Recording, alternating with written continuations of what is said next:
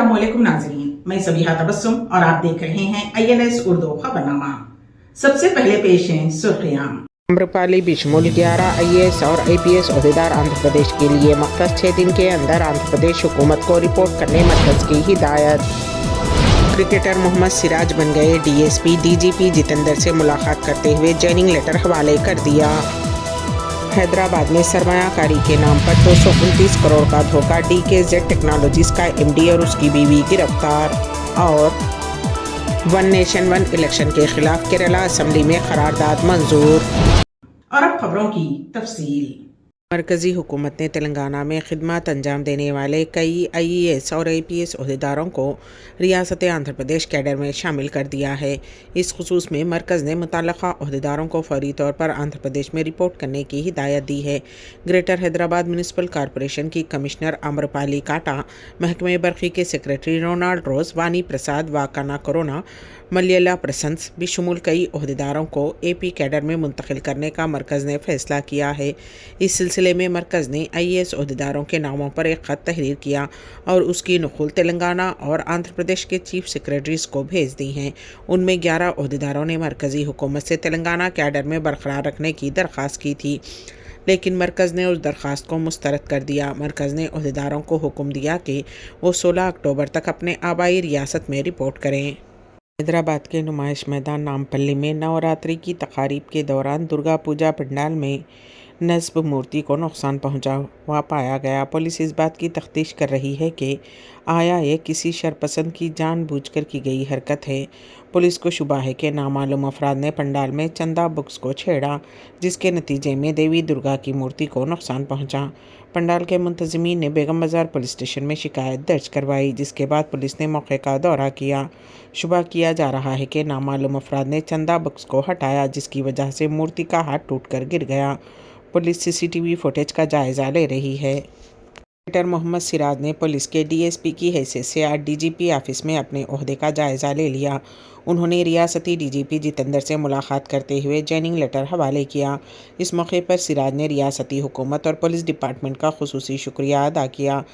Chief minister Revanth Reddy ने team India के cricketer Mohammad Siraj को ज़मीन और सरकारी नौकरी देने का ऐलान किया था। इस साल अगस्त में जुबली हिल्स रोड नंबर 78 पर 600 मुरब्बा गज़ ज़मीन सिराज को अलाट करने के लिए रेवेन्यू डिपार्टमेंट ने अहकाम जारी किए थे। हाल ही में सिराज को DSP की पोस्ट भी दी गई है। शहर हैदराबाद के फलकनुमा पुलिस स्टेशन हदूद में कल रात पेश आए कत्ल वाक़े की तहक़ीक़ात तेज़ी के साथ जारी हैं। पुलिस के मुताबिक 38 साला मोहम्मद साजिद साकिन फातिमा नगर का कल रात सिद्दीक़ नामी नौजवान ने खंजर से हमला करके कत्ल कर दिया था। तहक़ीक़ात के दौरान पुलिस को मालूम हुआ है कि मक़तूल साजिद की बीवी रुबीना अंजुम और हमला आवर सिद्दीक़ के दरमियान पिछले 2 साल से मुबैना तौर पर नाजायज़ ताल्लुक़ात कायम थे। उस मसले पर उनके दरमियान झगड़े भी हुए और पुलिस से शिकायत की गई थी। कल साजिद के घर के पास सिद्दीक़ घूम रहा था। इस मसले पर साजिद और सिद्दीक़ के दरमियान झगड़ा हुआ और सिद्दीक़ ने हमला करके साजिद की जान ले ली। पुलिस ने कत्ल के मुकदमा दर्ज करते हुए छानबीन शुरू कर दी है।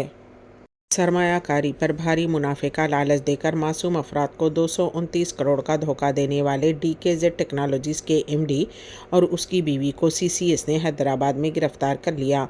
पुलिस के मुताबिक मैनेजिंग डायरेक्टर सैयद अशफाक राहिल और उसकी अहलिया सैयदा आयशा नाज, जो कि एक डायरेक्टर हैं, को गिरफ्तार कर लिया गया। मुबैना तौर पर सरमायाकारों को कई करोड़ का धोखा देने के इल्ज़ाम में उनकी गिरफ्तारी अमल में आई है। पुलिस के मुताबिक मुलजिमीन और उनके साथियों ने माह अगस्त में कंपनी को बंद कर दिया था। सरमायाकारों ने पुलिस से रुजू किया और शिकायत की। इस सिलसिले में मुलजिमीन के खिलाफ केस दर्ज किया गया था और वो मफरूर थे। आज उन दोनों की गिरफ्तारी अमल में आई है। नोएल टाटा को टाटा सन्स के प्रमोटर टाटा ट्रस्ट का चेयरमैन मुकर्रर किया गया है। टाटा ग्रुप के साबिक़ चेयरमैन रतन टाटा के इंतकाल के बाद जानशीन के इंतखाब के लिए मुनक़िदा टाटा ट्रस्ट की बोर्ड मीटिंग में यह फ़ैसला किया गया। बोर्ड ने नोएल टाटा को इत्तेफ़ाक़ी राय से टाटा ट्रस्ट का चेयरमैन मुंतखब किया है। नोएल टाटा रतन टाटा के सौतेले भाई हैं और वो फ़िलहाल टाटा स्टील और ओल्टास बिशमुल कई फहरिस्तबंद कंपनियों के बोर्ड में शामिल हैं। इत्तलात के मुताबिक महली मिस्त्री को टाटा ट्रस्ट का मुस्तकिल ट्रस्टी मुकर्रर किया जा सकता है। महली टाटा ग्रुप के साबिक़ चेयरमैन आन जहान پاکستانی سیرس مستری کی رشتے کے بھائی ہیں۔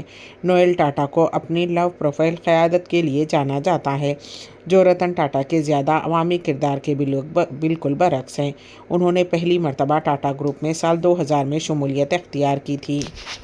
کیرالہ اسمبلی نے مرکزی حکومت کی طرف سے رام ناتھ کووند کمیٹی کی ایک ملک ایک چناؤ کے لیے کی گئی سفارشات پر احتجاج درج کروایا اور ایوان میں اس کے خلاف متفقہ طور پر قرارداد بھی منظور کی گئی۔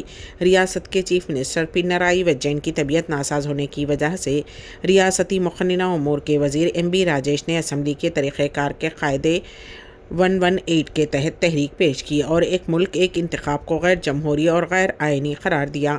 واضح رہے کہ 140 رکنی اسمبلی میں نہ تو بی جے پی اور نہ ہی بی جے پی کی قیادت والی انڈیا اتحاد کی کسی پارٹی کے پاس ایک بھی رکن اسمبلی ہے، اس لیے پہلے سے یقینی تھا کہ اس قرارداد کو متفقہ طور پر منظور کر لیا جائے گا۔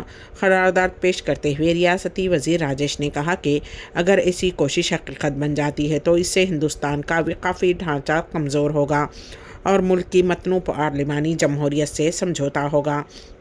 انہوں نے یہ بھی کہا کہ کووند کمیٹی کی رپورٹ میں اخراجات کو کم کرنے کا ذکر ہے۔ انہوں نے کہا کہ ایسا کرنے کے اور بھی طریقے ہیں۔ یہ اقدام اقتدار کو مرکزی بنانے کی کوشش ہے، جو RSS اور بی جے پی کا ایجنڈا ہے۔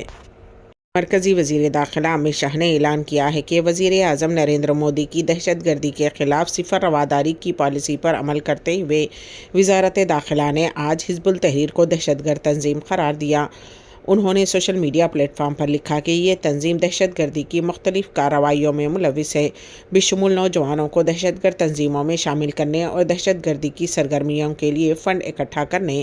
اس سے ہندوستان کی قومی سلامتی اور خود مختاری کو سنگین خطرہ لاحق ہے۔ مودی حکومت دہشت گردی کی طاقتوں سے آہنی مٹھی سے نمٹ کر ہندوستان کو محفوظ بنانے کے لیے پرعزم ہے۔ ایک گزٹ نوٹیفکیشن میں وزارت داخلہ MHA نے حزب التحریر پر الزام لگایا کہ وہ مختلف سوشل میڈیا پلیٹ فارمز، محفوظ ایپس کا استعمال کرتے ہوئے اور نوجوانوں کو دہشت گردی کی کارروائیوں میں ملوث ہونے کی ترغیب دینے کے لیے دعوی میٹنگز کے ذریعے دہشت گردی کو فروغ دے رہا ہے۔ MHA نے مزید کہا کہ حزب التحریر ایک ایسی تنظیم ہے جس کا مقصد ملک کی شہریوں کو شامل کر کے جہاد اور دہشت گردانہ سرگرمیوں کے ذریعے جمہوری طور پر منتخب حکومتوں کا تختہ الٹ کر ہندوستان بشمول عالمی سطح پر اسلامی ریاست اور خلافت قائم کرنا ہے، جو کہ جمہوری سیٹ اپ اور داخلی سلامتی کے لیے ایک سنگین خطرہ ہے۔ السویدی پارک 2024 ریاض کا سب سے بڑا سالانہ تفریحی فیسٹیول داخلہ مفت۔ پیش ہے اس سلسلے میں ہمارے نمائندے KN واصف کی خصوصی رپورٹ۔ غیر ملکی باشندوں کے لیے ریاض میں بتوسط السویدی پارک 2024 فیسٹیول دیکھو اپنا دیش جیسا موقع فراہم کیا گیا ہے۔ اس سالانہ تفریحی فیسٹیول میں غیر ملکی اپنے وطن کی ثقافت، کھان پان، پہناوے، کھیل کود، تفریح، تماشے، گیت سنگیت، رقص، موسیقی، انٹرنیشنل اور لوکل DJ وغیرہ سے لطف اندوز ہوں گے۔ السویدی پارک 2024 میں داخلے کی کوئی فیس یا داخلہ ٹکٹ نہیں ہوگا۔ السویدی پارک 2024 میں جن ممالک کے فنکار اپنے فن کا مظاہرہ کریں گے ان میں ہندوستان 13 سے 21 اکتوبر، فلپائن 22 سے 25، انڈونیشیا 26 سے 29، پاکستان 30 اکتوبر سے 2 نومبر، یمن 3 سے 6 نومبر، سوڈان 7 سے 16، شام 17 سے 19 اور مصر 24 نومبر سے 30 نومبر شامل ہیں۔ یہ تفصیلات سے السویدی پارک 2024 کے انتظامیہ نے ایک پریس کانفرنس میں بتائیں۔ اس صحافتی کانفرنس میں مختلف پروگرام سے واقف کروانے والوں میں ساری شعبان، فرح، سلیمان اور فہیم وغیرہ شامل تھے۔ اس 49 روزہ فیسٹیول میں کرکٹ کے شائقین کی دلچسپی، ہندوستانی کرکٹر سری ناتھ اور عمران ملک، پاکستان کے شعیب ملک اور سرفراز احمد، بنگلہ دیش کے محمد ریاض اور تمیم اقبال کو مدعو کیا گیا ہے، جن سے شائقین ملاقات اور ان کے کرکٹ کھیل سکیں گے۔ ہندوستان کے معروف موسیقار و گلوکار ہمیش ریشمیا، سلیکامبلی پاٹل اور رمی بھٹائی ریپر، پاکستان کے Asim Azhar youngster rapper, Khumariyaan band, جبکہ بنگلہ دیش سے نگار بالول جیمز اور سویریشی سبرینا اپنے فن کا مظاہرہ کریں گے۔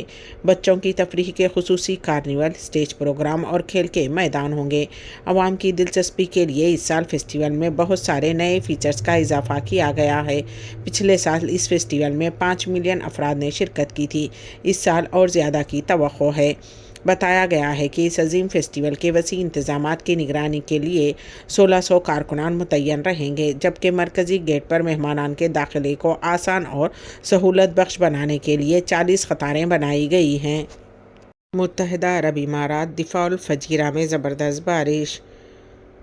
متحدہ عرب ریاست دبا الفجیرہ میں 10 اکتوبر جمعرات کی شب موسلادھار بارش کے باعث شہریوں نے راحت کی سانس لی۔